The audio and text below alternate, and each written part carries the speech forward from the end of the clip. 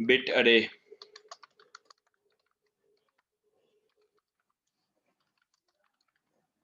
Bit अरे देखते हैं अब हम।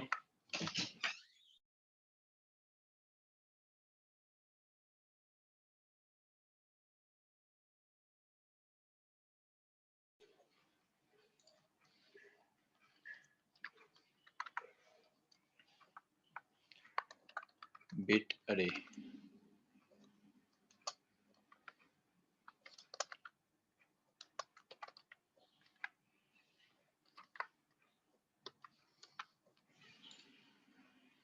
क्योंकि ये अब जेनेरिक नहीं है तो ये कहाँ पे होगी, सिस्टम डॉट कलेक्शन में। ठीक है, ये बिट्स की अरे होती है बेसिकली। ठीक है, बिट्स की अरे, और इसमें क्या जाता है, एक न्यू बाइट अरे करके डालते हैं और वैल्यूज में डाल देता हूँ बाइट अरे में 2 1 1 1। ठीक है, कोई डाल देता हूँ वैसे ही। अब क्या होगा, ये सब को वो बाइट्स में कन्वर्ट करेगा। 8 बिट्स इसके होंगे, 8 बिट्स इसके, 8 बिट्स इस वन के, और 8 बिट्स इस वन के। ठीक है, इन तमाम की बिट्स बनेंगी और वो बिट अरे में ऐड हो जाएंगी। ठीक है, इसको मैं प्रिंट करके देख लेता हूँ पहले तो।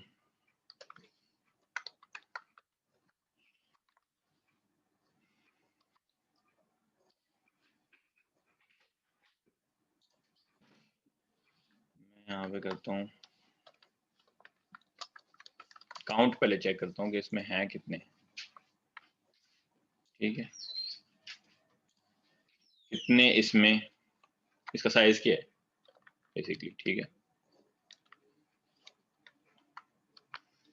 और मैं एक लूप लगा लेता हूँ, इसको प्रिंट भी करके देख लेते हैं कि इसमें क्या आएगा।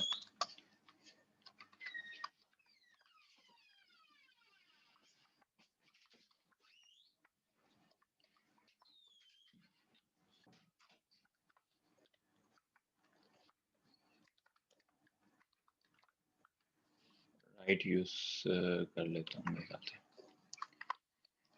BA1 और उसमें इंडेक्स आई। ठीक है, इसको रन करके देखते हैं। तो ये आप देख सकते हैं कि हमने जैसे कैलकुलेट किया था कि 8 बिट्स इसकी होंगी, फिर 8 इसकी, टोटल 16 हो जाएंगी, फिर 8 इसकी 24 हो जाएंगी, फिर 8 इसकी 32 हो जाएंगी। तो 32 बिट्स इसमें होनी चाहिए।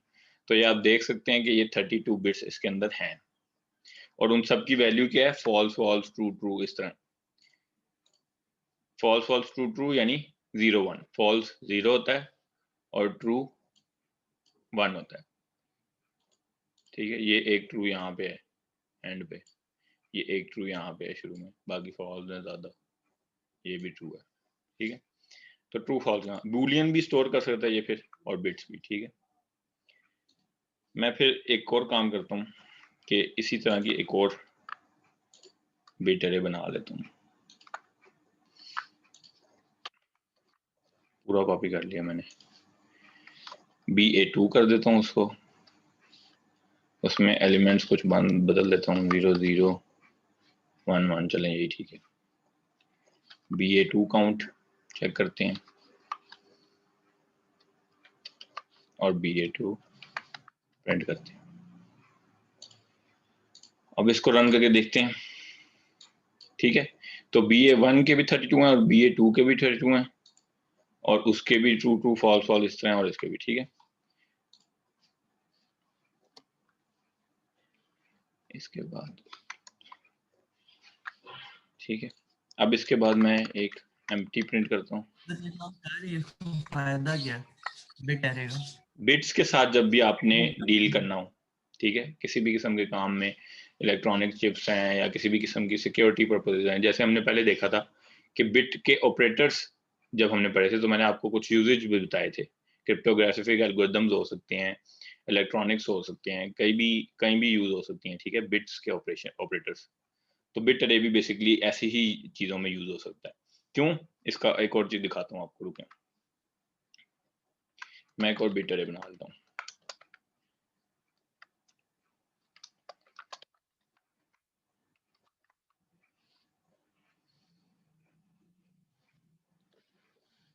बिट ए 3 और अगर इसके कंस्ट्रक्टर में वैल्यू डालूं तो वो क्या होगा, इसका साइज होगा। ठीक है, अगर न्यू बाइट अरे करके डालूं तो वो वैल्यूज होंगी, और अगर सिर्फ इंटीजर को डालूं तो वो साइज होगा। तो 8 साइज की मैंने बिट ए 3 बना ली। बिट अरे 3 इज इक्वल टू, अब ये देखें मैं इसमें बिट ऑपरेशन परफॉर्म करने लगा हूं। ये देखें एंड, बिट वाइज एंड ले लेगा।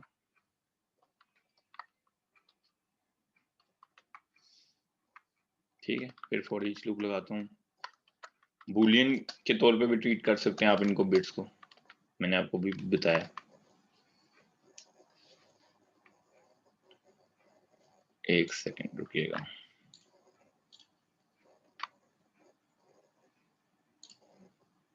ठीक है, तो इस लूप में जाकर इसको प्रिंट कर देंगे।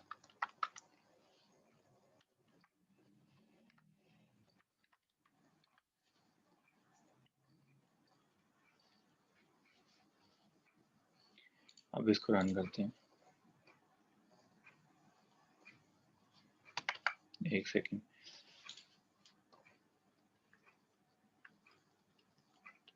थोड़ा सा खूबसूरत बनाने की कोशिश करते हैं आउटपुट को। ठीक है, तो बिट वाइज एंड लेने के बाद ये आ गया false false false false false false. ठीक है, एंड लिया है तो जहां पे दोनों ट्रू होंगे सिर्फ वही ट्रू आएगा, जो कि ये एक जगह है। ठीक है, क्योंकि यहाँ पे ये भी ट्रू था और ये भी ट्रू था। ठीक है, इसी तरह आप और भी बिट ऑपरेशंस परफॉर्म कर सकते हैं, जैसे BA1 डॉट और, ठीक है, एक्सॉर, ये भी कर सकते हैं, नॉट ले सकते हैं आप। ठीक है, तो बिट वाइज ऑपरेटर्स आप इसमें परफॉर्म कर सकते हैं इजीली। ठीक है, इसमें कोई सवाल?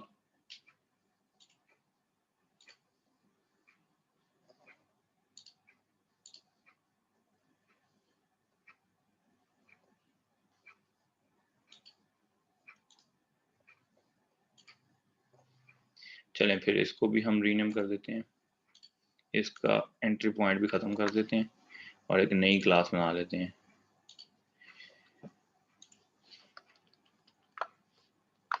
डिक्शनरी, डिक्शनरी किसी को याद है क्या चीज़ है? मेरे ख्याल से ये हमने देखी है।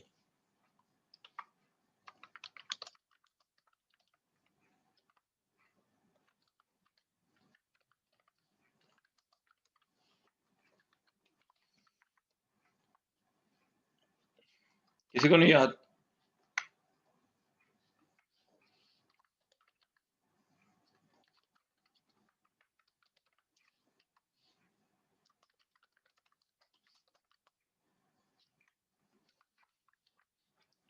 डिक्शनरी एक ऐसी कलेक्शन है जो कि सबसे पहली बात, क्योंकि इसमें जेनेरिक्स हैं तो ये कहाँ पे होगी, सिस्टम डॉट कलेक्शन और जेनेरिक में, जो कि ऑलरेडी इंपोर्टेड होती है बाय डिफॉल्ट। दूसरा, इसमें भी की वैल्यू पेयर्स हैं, तो इसमें और सॉर्टेड लिस्ट में क्या फर्क है?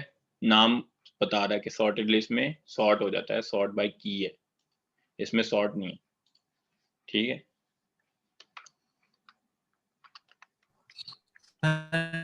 इन दोनों में इतना ही फर्क है। बिल्कुल समझ नहीं आई आपकी ये बात, सॉरी।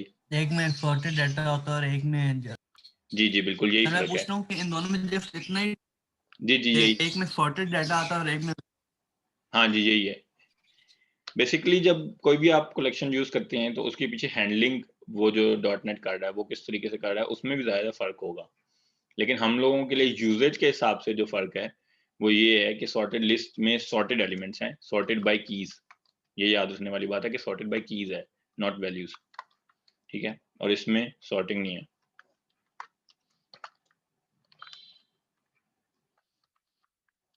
ठीक है, दो वैल्यूज डाल दी, इसी तरीके से ऐड होंगी। फॉर ईच लूप लगाएंगे, यहाँ पे आप लिख देते हैं की वैल्यू पेयर,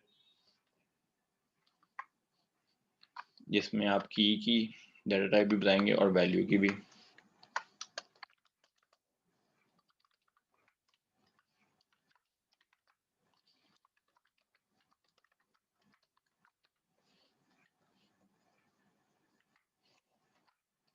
पेयर डॉट की प्रिंट कर सकते हैं, प्लस बीच में ये डाल देता हूँ, और प्लस पेयर डॉट वैल्यू।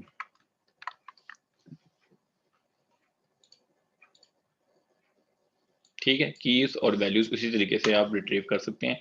और दूसरा तरीका भी मैंने आपको बता दिया है कि एलिमेंट्स में कोई भी की डालें तो तब भी ये रिट्रीव हो जाता है। ठीक है, इस तरह भी रिट्रीव हो जाता है।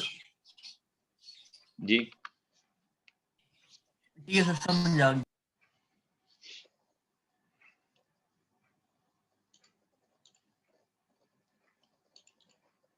अच्छा, कोई और सवाल? इसको भी फिर हम रीनेम कर देते हैं मेन मेथड को, और एक नई क्लास ऐड कर लेते हैं जिसको मैं कहता हूँ हैश टेबल यूजेज। ठीक है, स्टैटिक वॉइड मेन बना लेंगे।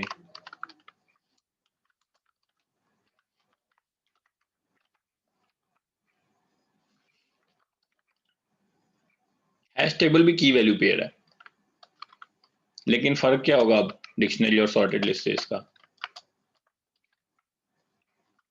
कोई ये लाइन देख के बता सकता है कि क्या फर्क है?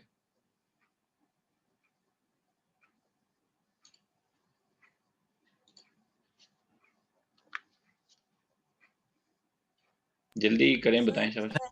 जी जेनेरिक्स नहीं बता रहे। जी बिल्कुल, इसमें जेनेरिक्स नहीं है, इसमें की और वैल्यू दोनों किसी भी डाटा टाइप की हो सकती हैं, और ये सिस्टम डॉट कलेक्शन में है क्योंकि इसमें जेनेरिक्स नहीं है। ठीक है,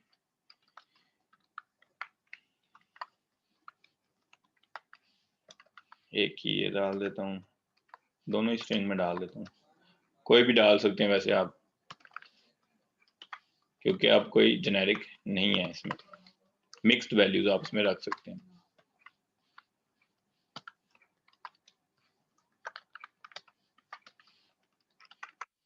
इस तरीके से वैल्यूज ऐड करनी है। रिट्रीव कैसे करनी है? डिक्शनरी एंट्री करके। ठीक है, डिक्शनरी एंट्री। ठीक है, और वेरिएबल का नाम रख दिया पेयर, इनका कीवर्ड और आगे हैश टेबल का ऑब्जेक्ट।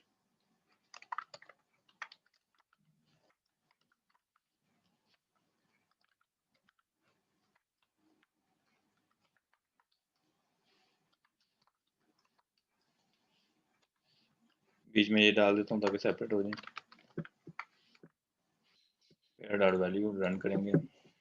ठीक है, की वैल्यूज की वैल्यूज, और अगर मैंने कोई सिंगल एलिमेंट उठाना है कोई खास की का, तो वो भी हमें पता है, एच टी स्क्वायर ब्रैकेट्स और उसके अंदर की डाल देंगे। ठीक है, तो वो एलिमेंट उसकी वैल्यू आ जाएगी। ठीक है, अगर मैं यहाँ पे ऐसी की डालूं जो है ही नहीं जिसकी वैल्यू, तो कुछ भी नहीं। ठीक है जी, जब आप इसको रन कर रहे हैं तो ये रिवर्स क्यों आपको शो कर रहा है, लाइक 002 पहले 001 बाद में? ये हैशिंग करता है, हैश टेबल जो है ये उस फॉर्म में नहीं रखता जिस फॉर्म में आपने रिजल्ट की, ये हैशिंग यूज करता है। हैशिंग एक प्रॉपर अलग से टेक्निक है। ठीक है, हैशिंग करके इसको वैल्यूज को स्टोर करता है। तो ये इसकी कोई भी वो हो सकती है, फॉर्मेट कोई भी हो सकता है, इंसर्ट जिस फॉर्म में डालना। फॉर ईच यूज कर रहे हैं, फॉर ईच के अंदर हम डिक्शनरी एंट्री क्या चीज यूज कर रहे हैं, ये क्यों करते हैं? जब हम ये हैश टेबल ट्रैवर्स करेंगे तो उसमें एक एलिमेंट होगा, वो डिक्शनरी एंट्री का एलिमेंट होता है। ठीक है, डिक्शनरी एंट्री की टाइप का होता है। इन्होंने स्ट्रक्चर इसी तरह का बनाया हुआ है, जैसे नॉर्मल लिस्ट में मैं एक एलिमेंट लेता हूं तो एक एलिमेंट इंट टाइप का होता है, क्योंकि यहाँ मैंने इंट डिफाइन कर दिया। अरे लिस्ट में एक एलिमेंट लेता हूं तो वो ऑब्जेक्ट या वार टाइप का होगा, क्योंकि इसमें मिक्स्ड टाइप्स हैं, स्ट्रिंग भी है इंट भी है। ठीक है, तो इस टाइप का होगा। तो जब हैश टेबल यूज करते हैं तो उसमें एक एलिमेंट डिक्शनरी एंट्री टाइप का है। ठीक है, डिक्शनरी एंट्री की क्लास उन्होंने बनाई हुई है, डॉट नेट जिसने भी बनाई है, और तो डिक्शनरी एंट्री टाइप का ऑब्जेक्ट है। ठीक है, ये इसमें फर्क है थोड़ा सा। सही है सर। अच्छा, एक और काम करते हैं हम डिक्शनरी वाले में, इसको फिलहाल मैं रीनेम कर देता हूँ हैश टेबल वाली को। सर जो हैशिंग होती है वो तो हम इंक्रिप्शन डिक्रिप्शन में नहीं यूज करते होते। हैशिंग कई चीज़ों में यूज होती है, हैशिंग सिर्फ इंक्रिप्शन डिक्रिप्शन में यूज नहीं होती। देखें, जब आप कोई चीज़ यूज करते हैं ना, इंक्रिप्शन यूज करते हैं, तो आपके पास उस केस में भी एक की होती है। की को नॉर्मली हैश किया जाता है, फिर उस की को यूज करके कोई एल्गोरिदम जैसे SHA-256 या इस तरह कोई एल्गोरिदम में वो की पास की जाती है, और वो की के थ्रू उसको डाटा को इनक्रिप्ट किया जाता है। ठीक है, यहाँ पे हैशिंग जब यूज होती है तो यहाँ पे भी जो की वैल्यूज हैं, कीज को हैश करके एक खास लोकेशन निकाली जाती है और वहां पे उसकी वैल्यू रखी जाती है। ठीक है, यानी कि मेमोरी लोकेशन हैशिंग के थ्रू निकाली जाती है। ठीक है, कुछ कॉन्सेप्ट बना? यस सर, समझ आ गई आपकी। यहाँ पे मैं एक की डाल के देखता हूँ जो एग्जिस्ट नहीं करती। 3 की एग्जिस्ट नहीं करती। यहाँ पे रन करके देखता हूँ, एरर।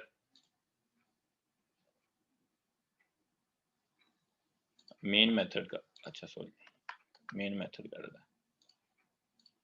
अब रन करके देखता हूँ।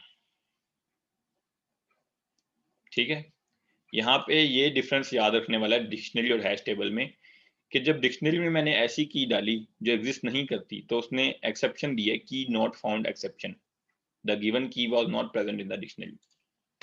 ठीक है, ये लाइन पे उसने ये एक्सेप्शन दी है। इसको मैं फिलहाल कमेंट कर देता हूँ ताकि आप लोगों को एरर ना आए, और इसका मेन मेथड भी बंद कर देता हूँ। अब इसका मेन मेथड चला के देखते हैं। यहाँ पे मैं ऐसी की डाल रहा हूँ जो एग्जिस्ट नहीं करती। ठीक है, 0012 की एग्जिस्ट नहीं करती।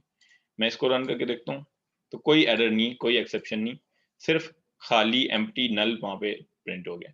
ठीक है, तो हैश टेबल में अगर आप ऐसी की पास करें जो एग्जिस्ट नहीं करती उसके डाटा में, तो वो कोई एक्सेप्शन नहीं देता, जबकि डिक्शनरी आपको देती है। ठीक है, ये एक और डिफरेंस आपको याद रखना है, सिर्फ जेनेरिक्स का डिफरेंस नहीं, ये भी याद रखना चाहिए। ठीक है, समझ आ गई सारी चीज?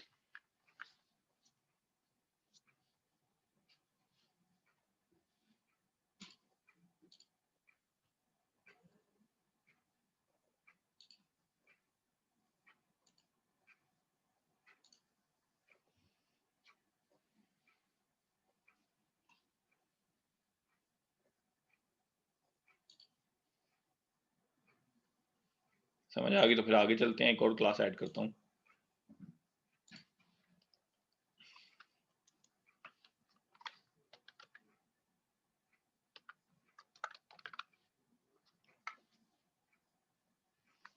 क्यू,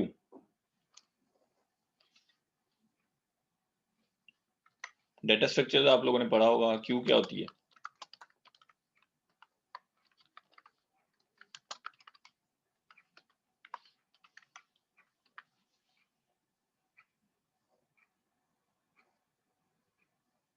सर जिसके दोनों एंड ओपन होते हैं, जैसे स्टैक का एक एंड क्लोज होता है और क्यू के दोनों एंड। जी, यानी कि एक साइड पे आप इंसर्ट करते हैं, दूसरी साइड से आप निकाल रहे होते हैं, आम अल्फाज में अगर मैं कहूँ। ठीक है, इन क्यू डी क्यू होता है इसमें।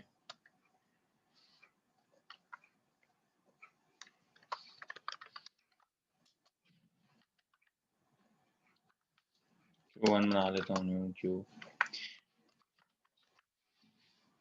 इसमें कोई एरर क्यों नहीं आया, कोई बता सकता है? इंपोर्ट का एरर नहीं आया।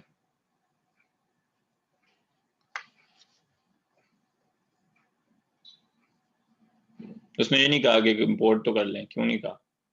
Collection dot generic already imported है। हाँ जी, क्योंकि ये क्यू में जेनेरिक यूज हुई है, और collections dot generic by default उसमें क्लास में वो डाल के देता है हमें। इन क्यू करेंगे, फॉर एग्जांपल मैं कोई डिग्रियां डाल देता हूँ, MBA।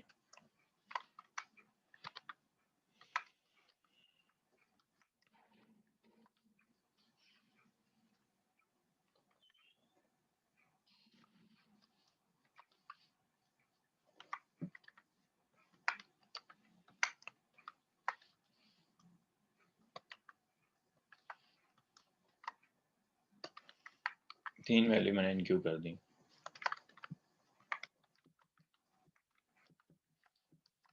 टोटल एलिमेंट्स देख लेते हैं।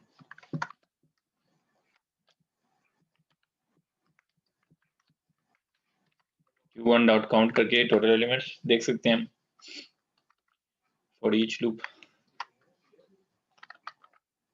क्योंकि इसमें स्ट्रिंग्स हैं जेनेरिक से हमें पता है, तो हम फॉर ईच लूप में स्ट्रिंग लेंगे, स्ट्रिंग एस, और सारी वैल्यूज मैं प्रिंट कर देता हूँ। ठीक है, ये तो सारी वैल्यूज प्रिंट हो गई, लेकिन इससे सारी वैल्यूज ये देखें टोटल एलिमेंट्स भी आ गए 3 और सारी वैल्यूज प्रिंट हो गई, लेकिन सारी वैल्यूज क्यू के अंदर है, डी क्यू नहीं हुई। ठीक है, यानी कि सिर्फ हम उनको ट्रैवर्स करके देख रहे हैं कि क्यू में क्या कुछ है, हमने अभी तक डी क्यू नहीं किया। तो डी क्यू करके देखते हैं। फॉर एग्जाम्पल इसमें कुछ ऐसी वैल्यूज हैं जो कि कंज्यूम होनी चाहिए। ठीक है, मतलब फॉर एग्जाम्पल बहुत सारा डाटा यूजर इंसर्ट कर रहा है फ्रंट एंड से, बहुत स्पीड से डाटा इंसर्ट हो रहा है, तो मैंने एज अ पाइपलाइन बीच में क्यू लगा दी कि वो जो भी डाटा इंसर्ट करे वो सब क्यू में इनक्यू होता जाए। ठीक है, इनक्यू होता जाए क्यों? क्योंकि डेटाबेस ऑपरेशंस थोड़े से स्लो होते हैं, अ बिट स्लो होते हैं, तो वो डेटाबेस में इंसर्ट मैं डायरेक्टली इतनी स्पीड से नहीं कर पाऊंगा। तो मैं क्या करता हूँ, यूजर जो भी डाटा इंसर्ट करता है वो क्यू में इनक्यू करता जाता हूँ, और जब डेटाबेस ऑपरेशन दूसरी तरफ से परफॉर्म कर रहा हूँ वहां पे डी क्यू करके डाटा इंसर्ट कर रहा हूँ। तो डी क्यू करना जरूरी है ताकि मुझे पता लगे कि ये वाला डाटा इंसर्ट हो चुका है डेटाबेस में, ये दोबारा इंसर्ट नहीं होना। ठीक है, तो सिर्फ ट्रैवर्स नहीं करना, डी क्यू भी करना है। तो ये एक क्यू का यूजेज मैंने आपको बताया है। इस तरह के और भी बहुत सारे यूजेज हो सकते हैं, जैसे ईमेल सेंडिंग। बहुत सारी वेबसाइट ऐसी होती हैं जो आपको रजिस्ट्रेशन की ईमेल भेजती हैं कि आप रजिस्टर हो चुके हो, welcome user and all that, news भेज एक ईमेल करती हैं। तो अगर आपकी website large number of emails generate कर रही है तो आपका email process a bit slow है। आप ये नहीं कर सकते कि डायरेक्टली सारी ईमेल सेंड करें। अगर आप ऐसा करेंगे तो बीच में लॉस होगा, डाटा लॉस होगा, कुछ ईमेल्स सेंड नहीं होंगी। तो आप क्या करते हैं, बीच में कोई ऐसा डाटा स्ट्रक्चर डाल देते हैं जैसे क्यू, सारी ईमेल्स जो भी जनरेट हो रही हैं वो क्यू में ऐड होती जाएं, और दूसरी तरफ एक एक करके डी क्यू होके वो ईमेल सेंड होती जाए। ठीक है, तो इस तरह के यूजेज होते हैं क्यू के। तो डी क्यू करके देखते हैं।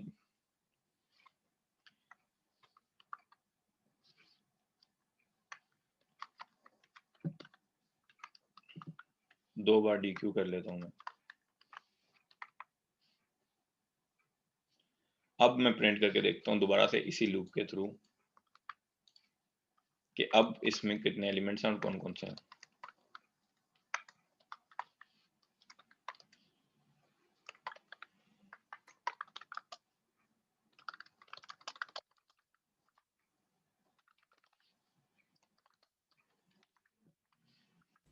सर सी शार्प में पॉइंटर यूज होते हैं? पॉइंटर्स की कुछ फॉर्म्स इस तरह यूज होती हैं, लेकिन हम मेरे ख्याल से नहीं देखेंगे क्योंकि कोर्स आउटलाइन में मेरे ख्याल से नहीं है ऐसा कुछ। इसमें और भी बड़ी चीजें हैं जो हम नहीं देख रहे। असल में बहुत बड़ी दुनिया है और एक कोर्स काफी नहीं होता उसको कवर करने के लिए। इसको रन करके देखते हैं। डेलीगेट्स एक चीज होती है सी शार्प में, वो यूज होती हैं। ठीक है, वो हमने एक इनिशियल स्लाइड में हमने जब जहाँ पे डाटा टाइप्स का एक ट्री देखा था वहां पे लिखी हुई थी। ठीक है, डेलीगेट्स, वो चीजें यूज, लेकिन हम पढ़ नहीं रहे। ठीक है, अब हम देख सकते हैं कि मैंने पहले MBA डाला, फिर BBA डाला, फिर BSc डाला। सबसे पहले मैंने क्या डाला, MBA। तो DQ भी क्या होगा, सबसे पहले MBA। दूसरी तरफ से जब निकालेंगे तो सबसे पहले जो चीज आई क्यू में, एक पाइप में सबसे पहले जो चीज आई दूसरी तरफ से वही सबसे पहले निकलेगी। MBA निकल गया, BBA निकल गया, पीछे क्या बचा, BSc। ठीक है, दो बार DQ किया तो सिर्फ BSc बचा। ठीक है, इसमें कोई सवाल हो?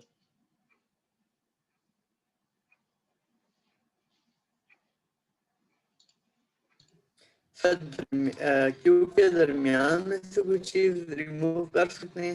नहीं लाइक डी दोनों के दरमियान से बीबी अगर रिमूव, नहीं DQ उसी साइड से होगा, जो पहली चीज आएगी वही DQ होगी।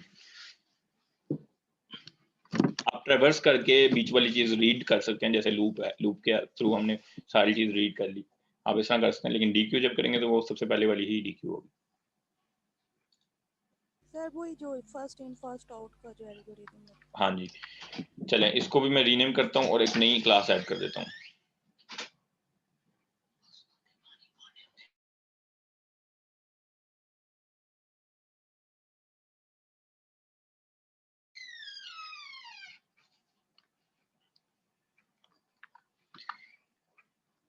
स्टैक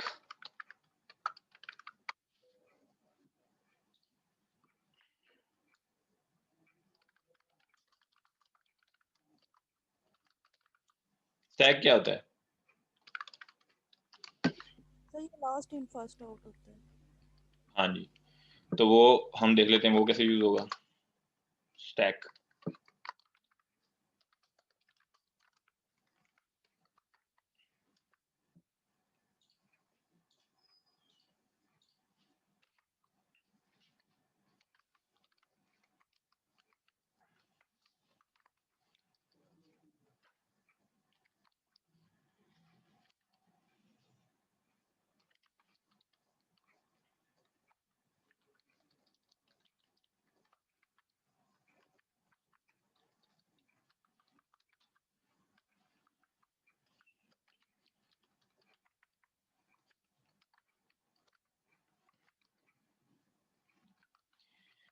काउंट देख लेते हैं किस तरह आएगा। टोटल एलिमेंट्स तो नहीं है,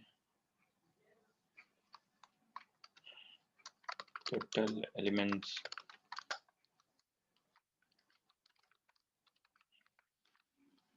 काउंट आ जाता है इस तरह, ठीक है। फिर इसमें एक और बड़ा यूजफुल मेथड होता है पीक।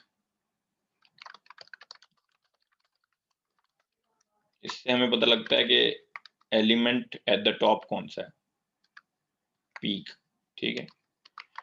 यानी कि सबसे ऊपर जो एलिमेंट डाला गया स्टैक पे सबसे लास्ट में वो कौन सा है। फिर उसके बाद हम एक लूप लगा देते हैं।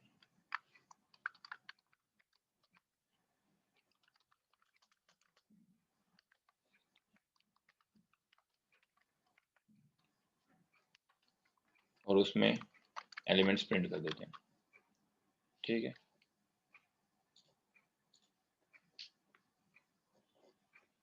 टोटल एलिमेंट्स 3 हैं, काउंट तो आ गया। एलिमेंट एट द टॉप क्या है, GHI, जो सबसे लास्ट में डाला वो टॉप पे है स्टैक के, ठीक है। जब प्रिंट करेंगे तो GHI, DEF और ABC उल्टा प्रिंट हुआ है।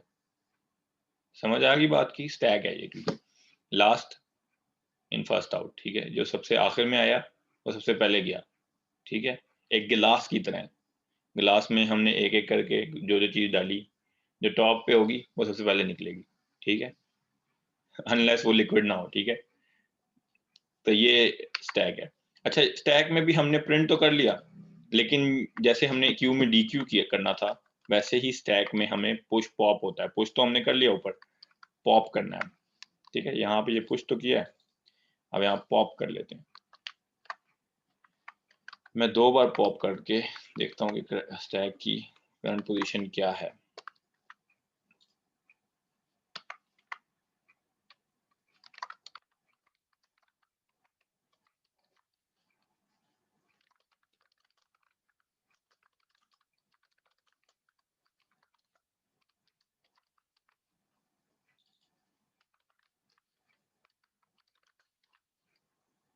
यही लूप कॉपी कर लेता हूँ, अब इसको रन करके देखते हैं, ठीक है। जो टॉप के 2 एलिमेंट थे GHI और DEF, वो एक एक करके पॉप हो गए, लास्ट वाला ABC रह गया। समझ आई स्टैक का फंक्शन और क्यू का? क्यू में जो सबसे पहले डाला होता है वो सबसे पहले DQ होता है, लेकिन स्टैक में जो सबसे लास्ट में डाला था GHI, वो सबसे ऊपर है और वो सबसे पहले पॉप हुआ है, ठीक है। कोई सवाल?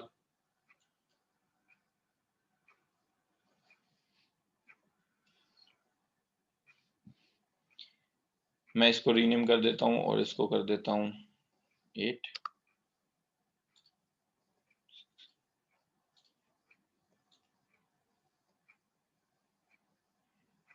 ठीक है। इसको मैंने रीनेम करके 8 कर दिया। अब जिस भी इस कोड को मैं अपलोड कर दूंगा, जिस क्लास में भी आपने मेन मेथड चलाना हो उसके आगे से नंबर खत्म कर दीजिएगा। जैसे ये 2 है अरे लिस्ट का, तो इसका 2 खत्म करके मेन सिर्फ रह जाए और फिर चलाइएगा, ठीक है। ये मैं कोड अपलोड कर दूंगा।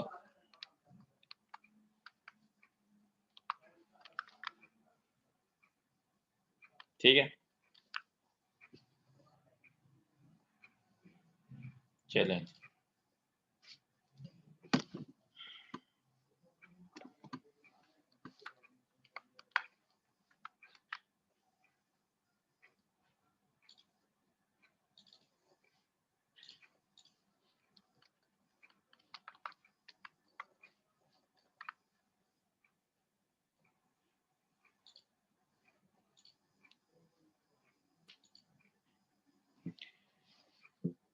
प्रपोजल आप सबने सबमिट कर दिए?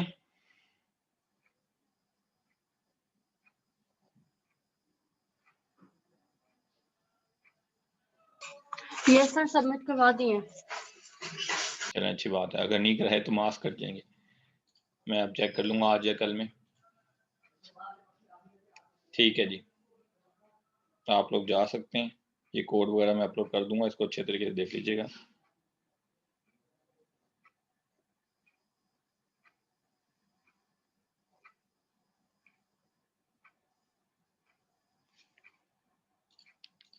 ठीक है जी, अल्लाह हाफिज।